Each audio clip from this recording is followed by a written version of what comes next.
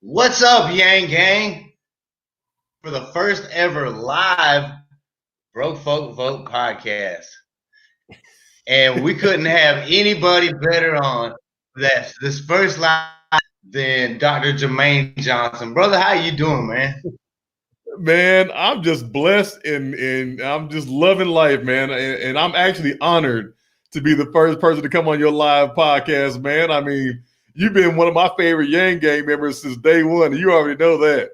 Coming on down here to South Carolina, came down to my neck of the woods, Hopkins, South Carolina. Man, thank you, brother. Appreciate you. Let's talk about those early days back then. And I want to go back to the weekend of the Clyburn fish fry. You remember that weekend? I do, man. That was one of the best weekends ever, man, because we got crazy. Talk about that for a minute. And talk about that weekend. What you So during that weekend, man, that was probably the Yang's appeal in South Carolina was that weekend, because when he came down here, he had like 4% nationally at that point, because he gave a great speech at our convention, and he was just appealing to everybody that we had out here. And when we got to that fish fry, there was thousands and thousands of people from all over. And the crazy thing about it, man, it was that when we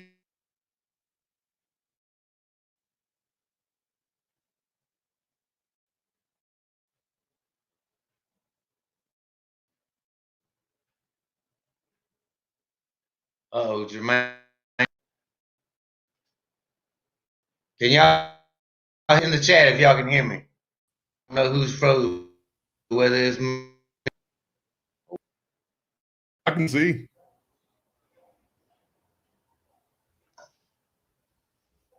Yang Gang, y'all start talking in the chat so I can see, so we can see. You back? Yeah, can they see me? Yeah, I can see you. So if I can see you, I imagine they can see you.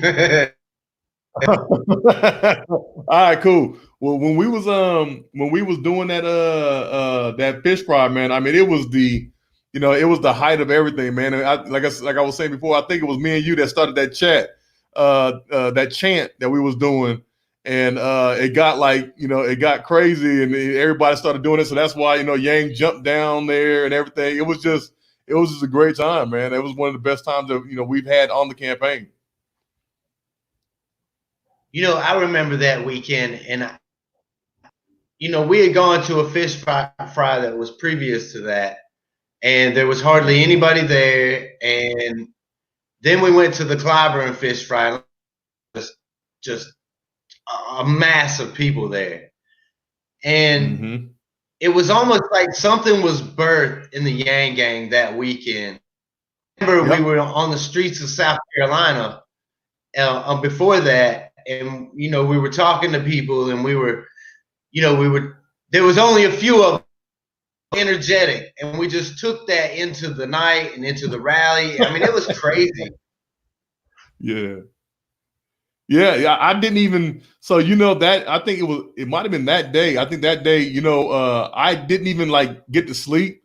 I had to be at the convention to set up at like 4, it was like 3 or 4 in the morning. So I hadn't slept, and that whole day before that I was doing all the planning and everything. So I mean, it was serious, man. We were just so excited. We had to set the vendor tables up, and all the volunteers we had and people that came everywhere. So we had so much energy walking on the street, chanting, screaming out Yang Gang, and doing things. So I definitely believe a lot of the stuff was birthed that weekend, and especially the South Carolina Yang Gang. I mean, that thing, it just blew up after that. Yeah, it was crazy. And I remember our group, the first night that we were waiting on all the candidates to get there, and they were going to say their little blurb or whatever. and we were so few in number, and it was me and you and Elisa and there was just, we were all standing there in this little cluster, and we were waiting on the candidates, and they were late as hell getting there. Yeah. And I remember that at that point in time, we were looking around, and there was some Tulsi people right behind us, and we were all like, "Hey." For Andrew when he comes out, and they were like, "Yeah, let's do it." And when Andrew came out, it was so loud, dude. We were so freaking loud. If y'all haven't seen that, there's a video. If you go back to our early videos, y'all watch that. It was crazy. And Andrew come out, and he heard that, dude, and he was so stoked that he went out and just lit it on fire, man. Jim Clyburn couldn't even introduction out. Jim Clyburn couldn't even introduce him. Jim Clyburn was like, "Well, they already know who you are." Like, it was so loud.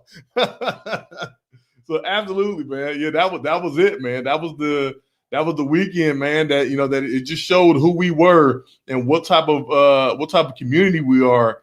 What type of family we are, man. I mean, we were so close knit that it just, it was hard not to be a family. So it was just a great experience, man. And you know what? I saw something that weekend, and I just felt like I just knew that he was going to be the next president of the United States. I didn't think that there was any way possible that anybody could hear this man and not want to vote for him. Yeah. The issue that he had was he was a lot of people's second choice. Like they were like, all right, well, if this guy doesn't make it, then I'm going for Yang. If that person doesn't make it, then I'm going for Yang. It was a lot of people's second and third choice, and the issue that we had going on was that, we love him, but I don't think he can win. We love him, but I don't think he can win. And that's just the dumbest thing ever. But I mean, that's just what a lot of people were saying was, I like him, but I don't think he can win. Is America gonna elect an Asian man? I mean, you was hearing all this, crazy stuff like that. So, if we could have got past that little thing, and that's what I did a lot of convincing, when I was talking to people was, hey, if everybody who said that he can't win actually voted for him, then he would win, and it was just the most ridiculous thing ever. But, it was just an uphill battle from the beginning. But I think if he runs in 2024, sky's the limit. I believe that you're right. He's getting all the publicity that he needs to get, whether it's being, commentary or whether, I mean, have you seen some of his? I mean, dude is going raw on the tweet. But those kind of tweets go viral, and those kind of stuff shared out a lot, and that's just free publicity. One thing that Andrew always said was, he was like, Donald Trump does not want to face me. He was like, because of the internet than he is. Yep. Because I actually still talk to Andrew often. So I mean, when I talk to him, we talk about this stuff, man, and he knows for a fact that Donald Trump didn't want no parts of the YangGang because it would have been, we were the only candidate, like the only campaign that could steal away Trump supporters, man. Like, we could literally steal away Trump supporters, and Trump supporters were part of us. So it's like Donald Trump did not want to face us because half of his supporters would have left and came to our side. Bro, I'm one of them. I know. My whole family was Trump supporters. Every one of them, and they all flipped. I mean, it wasn't even close. The only was my mother-in-law, and she agreed that she would go for Andrew on the Democratic side of things. The most that I could get out of her. But I'm talking, when we first started, Yanging became a thing, and that was when talk to somebody and you convince them to vote for Andrew Yang or to come to the YangGang. Yeah. And he yanged everybody I know. And then I just kept going from there. And then, we had this channel and it was just crazy. We yanged so many Trump supporters and we got so much publicity on CNN and MSNBC and all these outlets that interviewed us. And it convinced so many Trump supporters to at least give Andrew Yang a chance and see. I mean, it was incredible. And you're right. If he had gotten a little bit further, man, he was pulling so much Trump support. He could have. Yeah.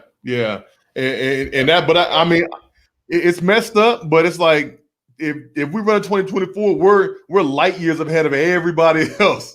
Like seriously, we're way ahead of everybody, man. So I already told him, I said, man, if you decide to run in 2024, I'm going to be your first legislative endorsement. Like I'm gonna make sure that we win South Carolina. So it's just what it is, man. He was just that type of guy with that type of energy. And if you ever spent time with it, and you were one of the few individuals that were privileged enough to spend like up close and personal time, next to Andrew, to see that he was a genuine individual. It was no type of political type bone in his body. It was all about humanity. Like he really exemplified humanity first. And as an individual like yourself, you can really attest to the fact that, that's just the type of person he was. I mean, he sat down and had breakfast with all of us, and it was just like 15 of us. He just had breakfast with us and we talked about whatever, it was just took pictures with the kids and we sat down and talked about anything. So I know you understand that. I do. And I remember because Andrew Yang ended up buying me a steak. So that was pretty awesome. Thank you, Andrew. And you're right. We were so very fortunate to have had this channel and to be able to continue to have because we were able to spend so much time and we can be a voice for Andrew. I mean, every time that we turned around, it was humanity vision that he was putting out there. And that was where he had it over all these, what I call establishment bums that ANC and the Democrats keep pushing out. He didn't vilify us for voting for Donald Trump. He was like, here's what was really, let me explain it to you and show you the facts and the data behind that. And you're like, wow, you know what? I was fucking stupid. I do have all the facts. It just makes so much sense. And that's where a lot of his support came from the Trump side. He did not. And you see that even now, the Democrats continue to vilify Trump supporters. Yeah. That's one of the things that I hate about, I hate about both sides, man, is the fact that both sides continue to look at the other side and say the other side is the reason for the situation and just completely blame the other side to say they're the fault. It's their fault and it's their fault. That's one thing that I took from Andrew, and I have applied it to my own campaign to say, hey, man, it's not about left or right, man. We're moving forward. I'm not when I'm elected, I'm not just going to be, the politician for Democrats. I'm the politician for Republicans as well. I'm the politician for young, for old, for anybody. Anybody who I'm representing, I'm their representative. It's not about this whole left or right mess, man. So, if you look at, matter of fact, one of my videos, it was me speaking to a community in Kershaw County, and I was telling them, I said, man, I'm not about this whole, I'm gonna reach across the aisle crap. I'm gonna walk across the aisle and I'm going to talk to them, and we're gonna meet back in the middle. It's not about this mess that we're always dealing with, man. I'm tired of this fighting about Dems or this and Republicans or that, because some of the first donors to my campaign were Republicans, and then some of the individuals that you don't even expect. It's like, if you get down to the nitty gritty of everything, We all want the same thing. I know you want to have a strong family. I want to have a strong family. I know I want to be able to go home at night and sleep good in a safe neighborhood and have food on the table. I know you want the same thing. We want literally the same things, but yet we have our leaders right now that are telling us, no, it's their fault why you don't have what you have. And it's these people's fault why you don't have what you have. No. We are Americans, and we need to figure out how to get to the bottom of it so the community and so America serves us best. That's man, you just nailed it, man. You do. Oh my God, Democrat. I'm a lifelong Republican. Consider myself a conservative, and you're so right. And me and you see so eye to eye on things, and that just shows you that there's a disconnect with our leadership in Washington and what's actually happening here on the ground. You know what it's like to be broke.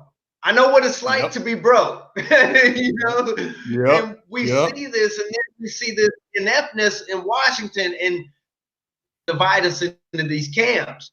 When actually, you know what? Most of us are just right here in the middle.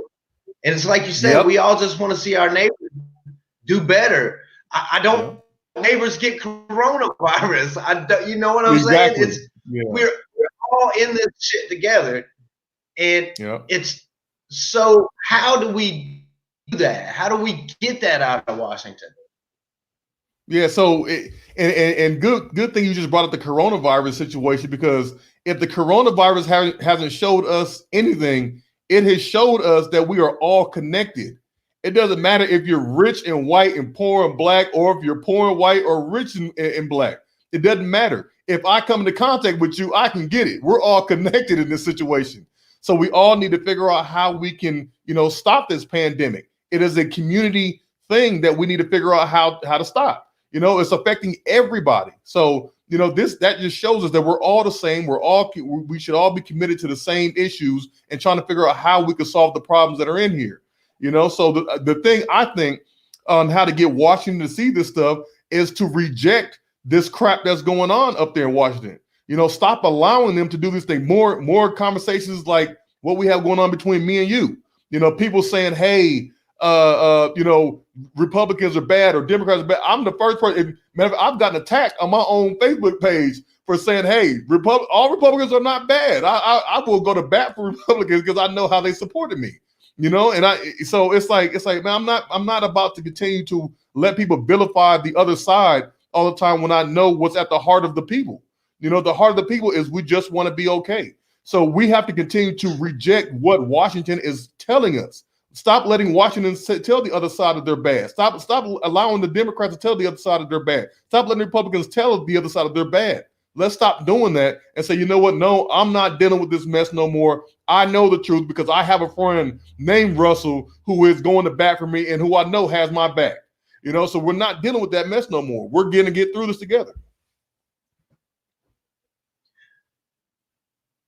And I'm one of the Republicans that's all in your court because I've gotten to know you through this campaign as a person.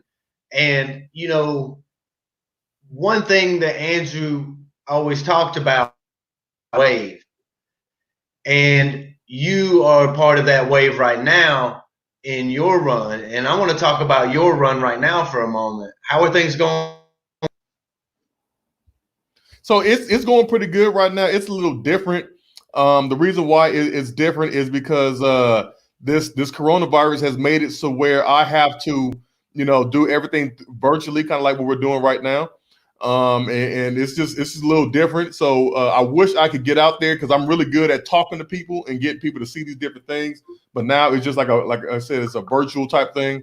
But everything's going pretty good, man. All the feedback I've been getting is very positive. Andrew has endorsed me, and we're planning on some really special announcements coming up. I've been working with Humanity Forward today about it, so we got some really special announcements coming up for my district.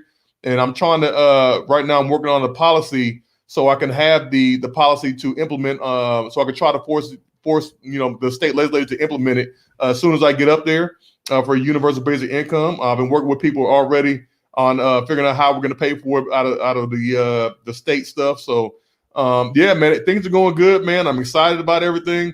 I've got a lot of endorsements that I haven't rolled out yet, but they're sitting there, and we're trying to roll them out at the right time. So the guy who I'm running against, he's been there for over 20 years, and he doesn't look like or sound like the community in which that I'm running to represent.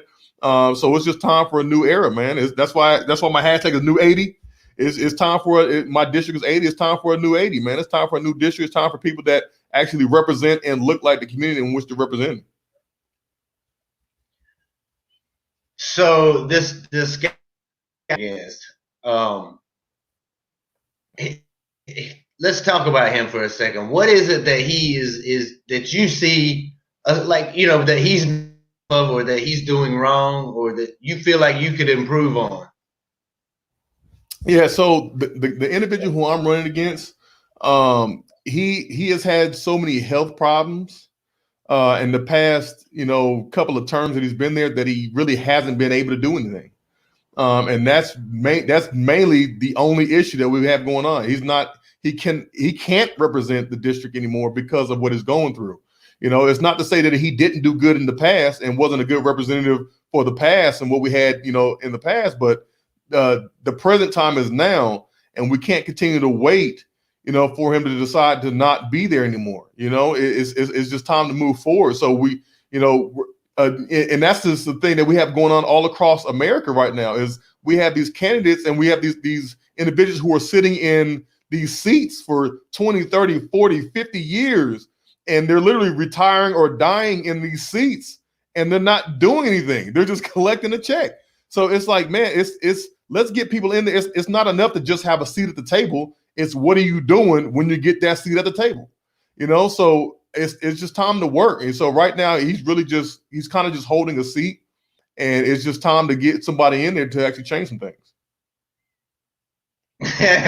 Let me find out you going around in the community down there in South Carolina, because look at that neck of the woods. Let me find out you going down there like, yo, man, hey, this dude gets coronavirus, it's over for him, man. Let me find out.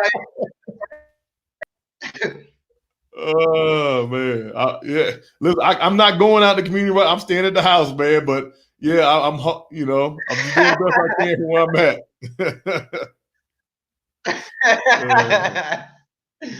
That's crazy. That's awesome though. And see, I've got a little bit tougher because I'm running against Peter Welch here in Vermont in 2022. And I gotta help out because this guy's still chopping wood. On Twitter the other day, and he showed a video of him taking a whack at some wood and splitting it right down the middle. So man, I might better watch out because I might have my head. Oh man. Well, as soon as you announce, man, you call me and let me know, and I'm sending up an endorsement for you, man. That is awesome. Look, man, you can't ask for better than that.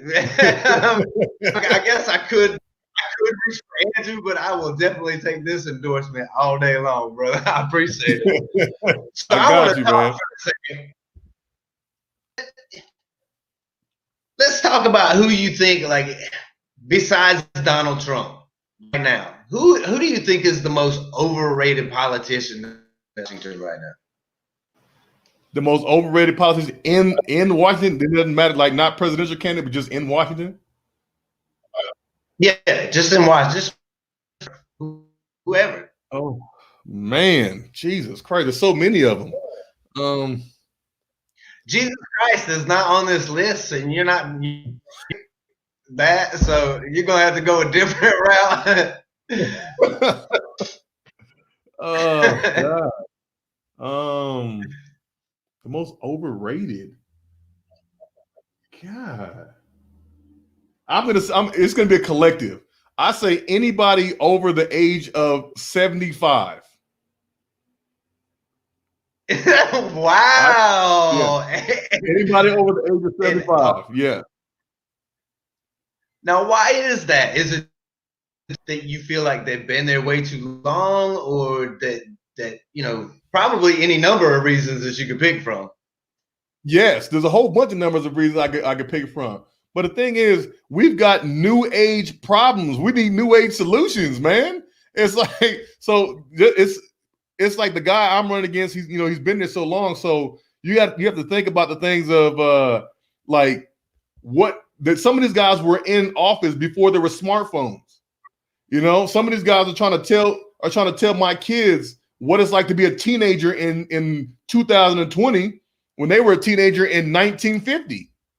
It's like, come on, man. Like you don't relate to my generation anymore. And you're trying, and then even on top of that, they're trying to tell us, how to solve these problems. Well, the thing is, a lot of them created the problems, and now they want to tell me it's their fault. A lot of them is their fault, especially with this with the college debt. It's their fault. They created that. So it's just they're just not in touch with what we have going on. So I just think it's just time to change a lot of these things, man. It's time to change this stuff. I had a conversation with somebody who was born in like 1930, 1940. And it was an elder white gentleman.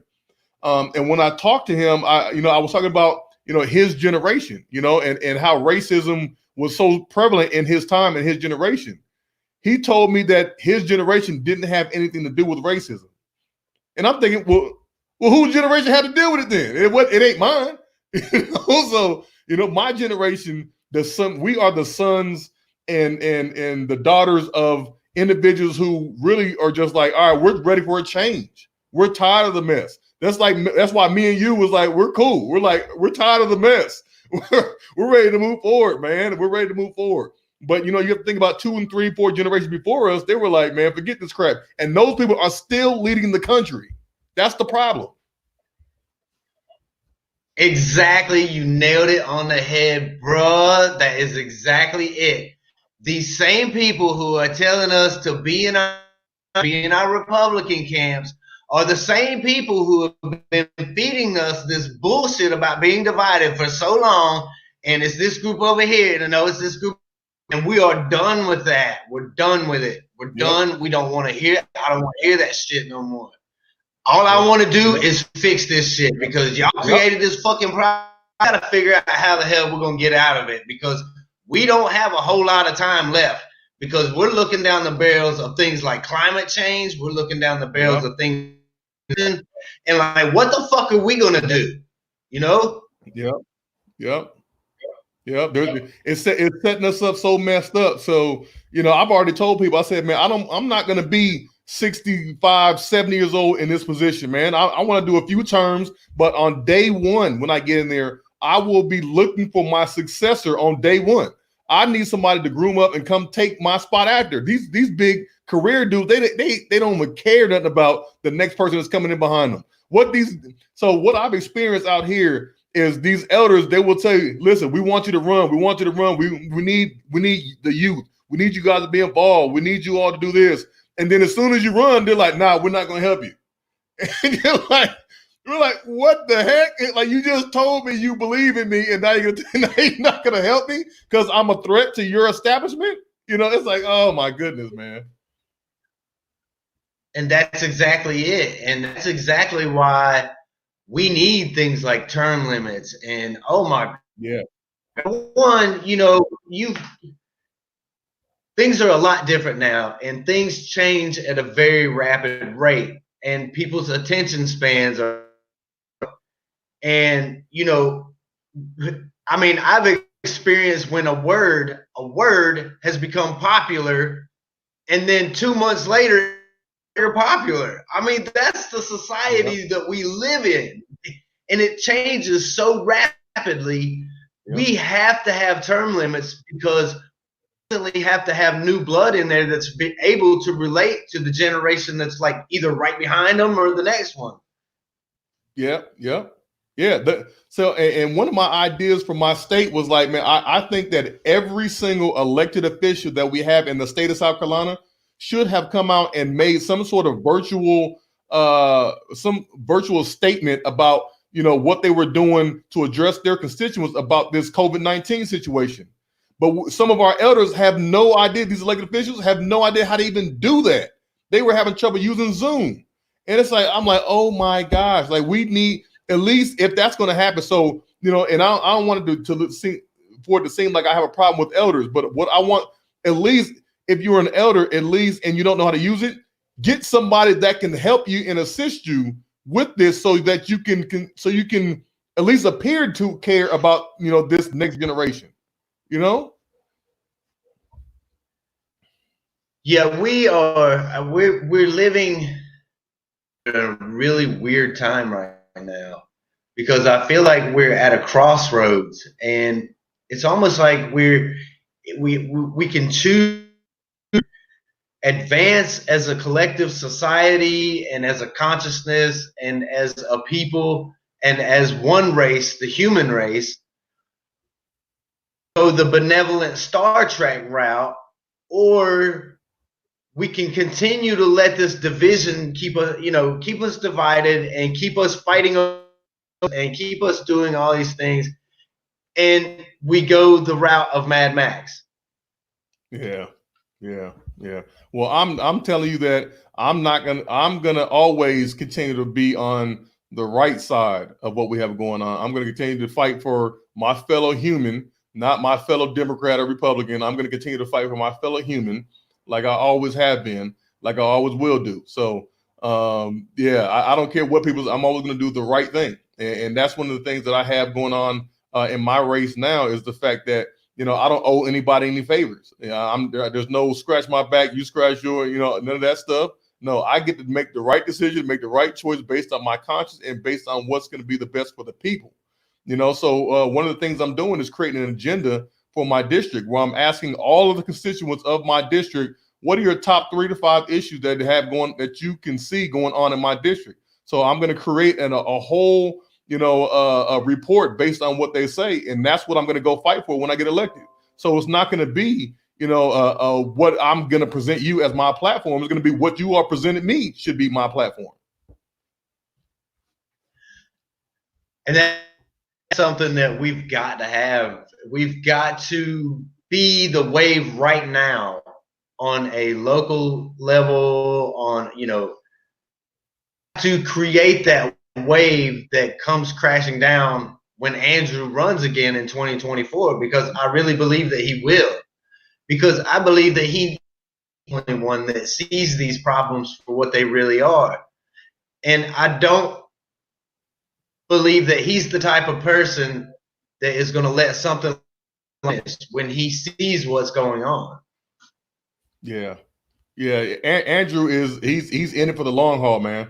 He's in it for the long haul. I mean, he was always the guy who said, listen, if I don't get elected, I still want you to take my ideas. And I made that same pledge. I mean, Andrew's just been such a great leader and mentor for me. You know, I took that same pledge. I said, hey, I'm going to do all this report. I'm going to get all this information. I'm going to ask the constituents what the issue is. I'm going to do all this work. And if by some chance that I'm not elected, I'm still going to make this report available to the constituent, to the elected official that we have now, because it's not about me. It's about solving the problems that are there in the district. So whatever it is that, you know, it's always going to be available to whoever needs it. I'm not going to make them pay for it. I'm not going to say, hey, you owe me this or owe me that. No, take this. Here it is. This is what your constituents are saying. This is what they're saying that they need. This is what they're saying that they want you to fight for. Now go up there and speak for us and represent us and solve these problems. You know what, man? You sound like a rated politician at this point in time. So I'm going to ask you, like, who do you think is an underrated politician? An underrated politician was definitely Andrew. Obviously, that's my number one.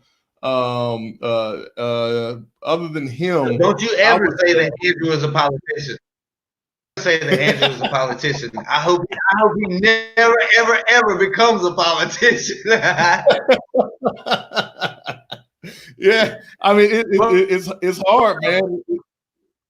I think Marianne Williamson was an underrated politician, and the reason why, I think because she wanted to lead with love, and that's why she was just all about, listen, I want people to have a good life, and she talked about love, and I think that we need to deal with a little bit more of that now.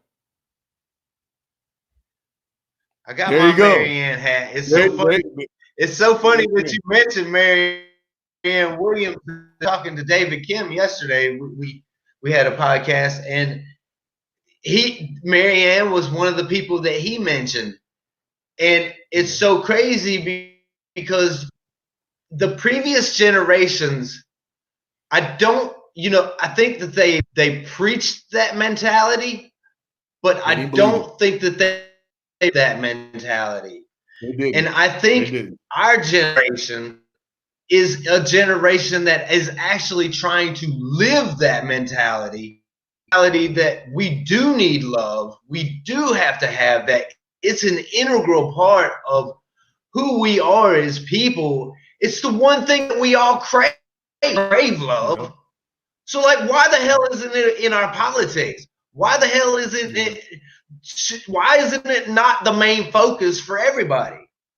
That should be the focus of our politicians, is how do we help everybody? Yep. Yeah. How do we make sure that everybody is successful and everybody wins? How can we do this? How can we make sure that, it's a level playing field, that is equitable, and that's what people, like I said, that's what people want, man. Like there's so many people who are okay with going home to their 3-bedroom house or their two bathroom house and having a car. And it's like, there's so many people that are like, listen, that's what I want. That's my American dream. It's like we should allow them to have what they want. It's like, go home and do it. If you want to work hard and do it, get it. And that's what people just want the basics, man. It's like they just want the basics. And that was always been myself. I wanted the basics, man. I always wanted the basics growing up because, like I told you, I've been homeless and stuff. So it was like, man, listen, I wanted an apartment. I wanted a 92 Honda Accord. And I just wanted to go home, man. Like that's all I wanted. I just wanted a home. So a lot of people just want a home. Yeah, it's so crazy. I remember being homeless with my wife Elisa, who and and she was pregnant. Gang. And, that was a very hard period in our life. And I've seen so many people who are in a situation who it's not a fault of their own. It's not like they just want to be homeless, It's so crazy, the mentality for so long. Oh, well, they need to pick themselves up by their bootstraps. Well, motherfucker, you got to have bootstraps to be able to pick yourself up. I mean, gotta have some. It's crazy. And that mentality has pervaded our society and the previous generations, where, it would be for me to be able to accomplish the American dream if I actually could start out on even footing. But the fact of the matter is I'm not starting out. Yes. You're absolutely right, man. It's like, if I'm already behind, I'm starting out behind because, people are saying that, because like I always tell my story is the fact that, if I wasn't 6'7", 250 pounds and muscle and athletic, I probably, who knows where I would be at, but that's the only reason why I had something, is because I was just an athletic, big guy. You know what I'm saying? So you have to think about that. If not everybody can be blessed with being 6'7", 250 pounds and athletic, man. Some people are just starting behind, but does that mean they're not valuable? Everybody has value. Well, now, I got to say something to that, because now I know I'm a country boy and I know you're a country boy. And now I see yours there. But now you look like you might be starting to eat a little bit too good.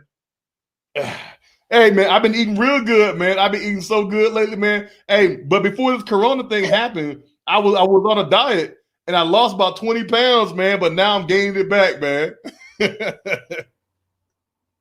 You got back down to your fighting weight. You were a svelte. You were svelte. Yeah. Well, see, that's what the campaign will do to you, because you won't eat on the campaign trail. When you're actually out, Listen, I tried to follow Andrew, and it was so dude to even keep up. You know, I mean, it was nuts. The schedule that he was keeping in New Hampshire was just grueling.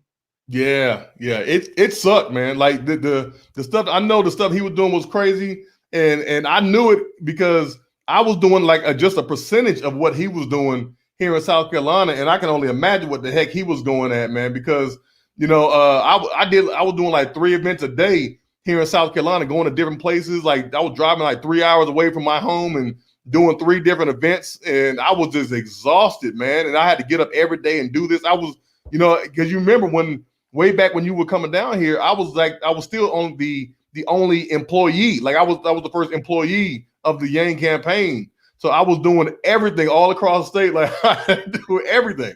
So, it was like, man, I got to go here, got to go there. And I was exhausted, dude. Like, it was just like, it was a tiresome time. Yeah, it was crazy, man. It was absolutely. So I got to ask you, since you've been on lockdown, I've been on lockdown before, so this is nothing new to me. This is easy for me. But talk about you being on lockdown right now. What show or shows are you binge watching right now? Ozark, man. I got into Ozark, and I'm like, yo, this show is crazy. So I've been watching a lot of that, and just trying to figure out what's going on. Of course, I watched Tiger King, and but those two. All right, now you hit my show right there. Because if there's somebody that I love watching, it's Joe. That dude is so crazy. You know what?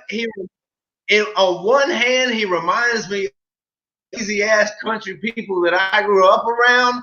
And then on the other hand, this dude is on a whole nother level. I mean, he's just on a whole nother level. I gotta ask you about Tiger King. What do you think? I mean, do you think that he hired dude or what? First off, what was the difference between what he was doing and what Carole Baskin was doing? Absolutely nothing. They were fighting for the same funding. That's what's crazy about the whole thing. I'm telling you, that woman is pure evil. And if I had to guess it, I guess it right now. Carole, husband to the Tigers. Yeah, she did. Yeah, she did. Absolutely. Yeah, absolutely. She did it. Carole Baskin did it. I'm saying it all. She did it. Did you see that one part, man? It was just I mean, you couldn't have just scripted it any better. She had this crazy ass look in her eye, and she was get rid of somebody. All you would have to do is rub sardine oil on them, and I'm like, are you kidding me? Yeah, man. Yeah, that whole thing, I was like, yo, this is crazy, man. But Jeff Lowe, his girl is from here in South Carolina, man. Is she? I didn't. Yeah, Myrtle Beach. And that's crazy. There was supposed to be a new. I don't know if it's dropped or not, but there was supposed to be a new episode. And if it's not today, it'll probably be next Friday. Well, I'm going to go watch it if it is.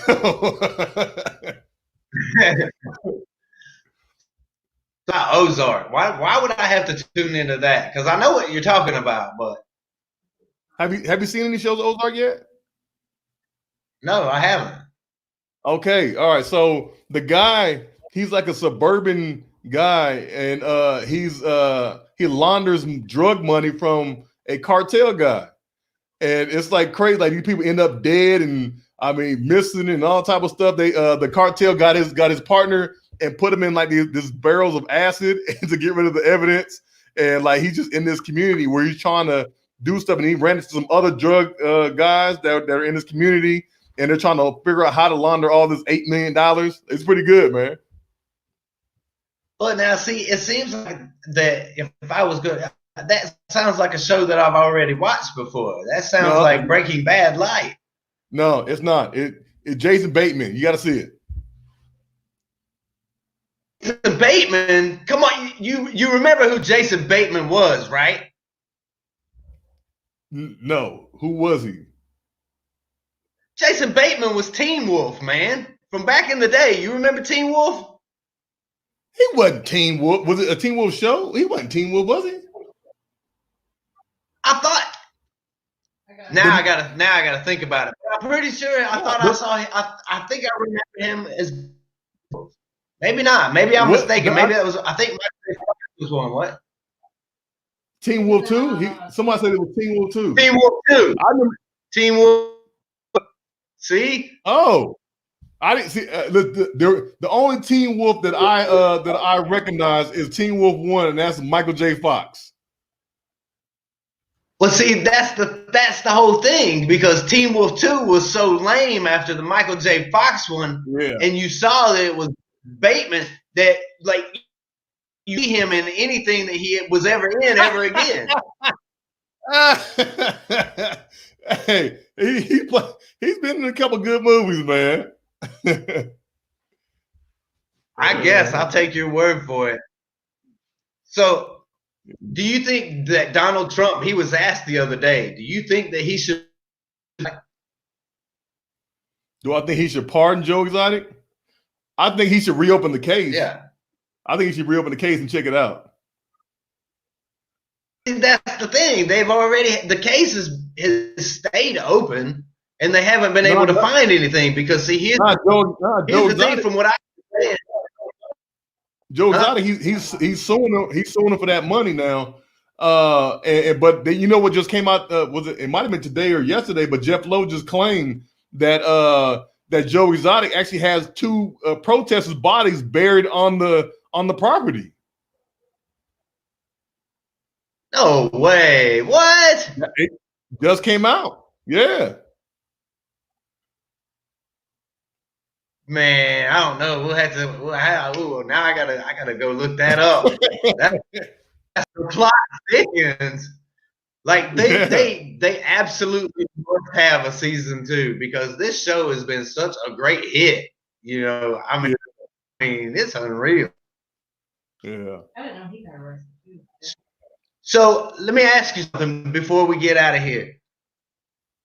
I asked David Kim yesterday, and I'm asking everybody that I'm interviewing, and I've got to kind of take it back to the serious side, because it's an important issue.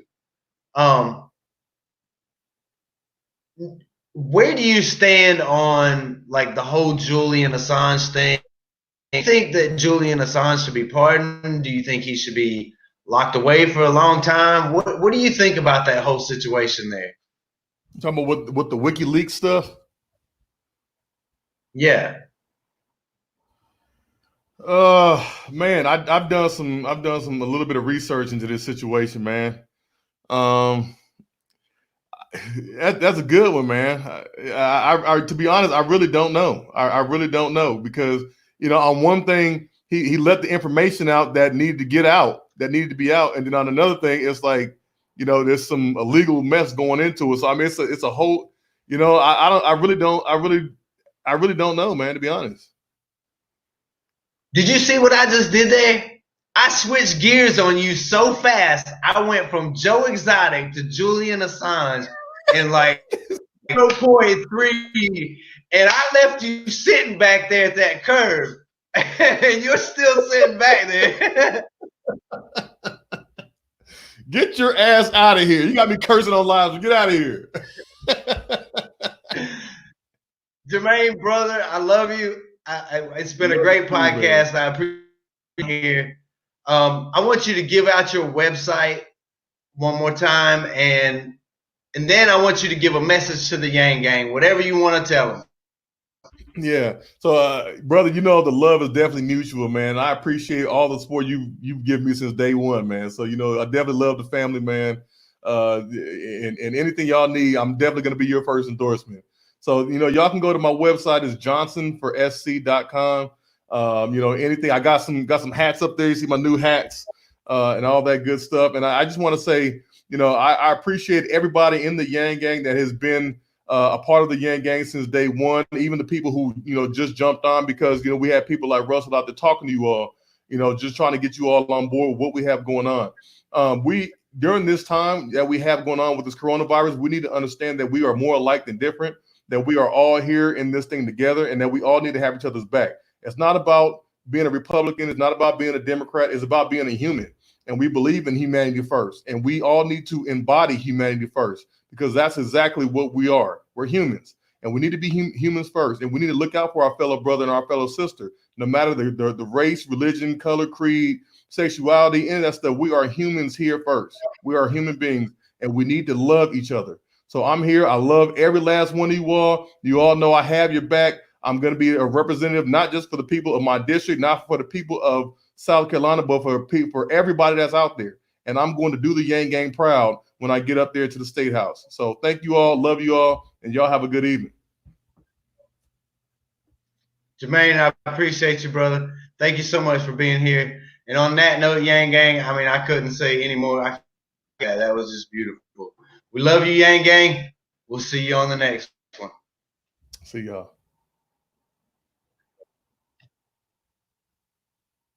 I'm trying to end this broadcast now.